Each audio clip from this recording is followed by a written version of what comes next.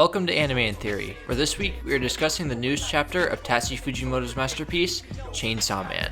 This week we are taking a closer look at Chainsaw Man Part 2, Chapter 28, or Chapter 125. There was pretty much no Chainsaw Man news this week other than the announcement that Chainsaw Man has now sold over 24 million copies in terms of volumes, further cementing it as one of the best-selling manga of all time. I don't expect that number to stay the same, as it wasn't too long ago that we reported that Chainsaw Man had crossed 18 million copies.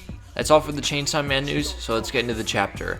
But before that, if you liked the video, make sure to leave a like down below and subscribe if you want more Chainsaw Man content directly to your inbox. Let's move ahead. This chapter starts off with the Falling Devil causing a rampage around Tokyo, before making a stop at a grocery store for some apples that go well with human flesh. Here's where we learn a bit about the Falling Devil's moral code. She tells the store clerk who's pinned to the roof that she will only attack those who attack her first. This would make sense considering that the Falling Devil has a lot more class, if you would call it that, but at the same time, she does seem to be using her powers to send innocent people into hell doors and likely to their deaths.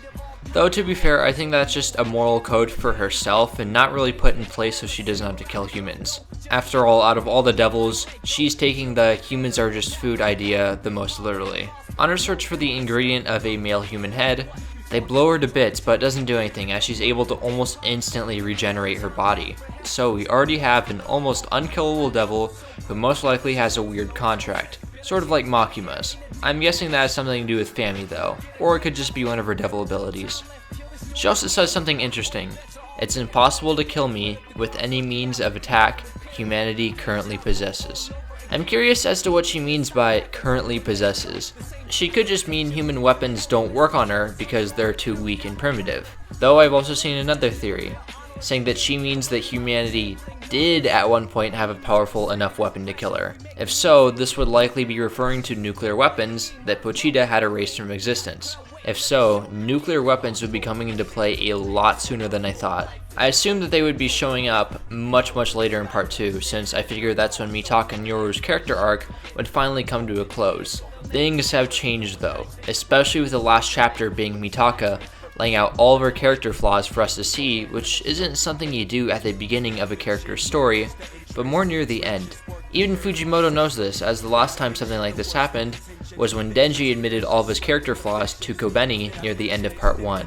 It could be possible that Fujimoto's wrapping up Mitaka's character arc so we can focus more on the overarching plot of part 2. She'll still be around and have a lot of character development, but she might just have to share that spotlight with other characters now, like Denji and Nayuta. Then again, I could be completely wrong, as I have been many times before. Anyways, the Falling Devil uses her powers to lift up the entire apartment complex that the Devil Hunters were hanging out on top of.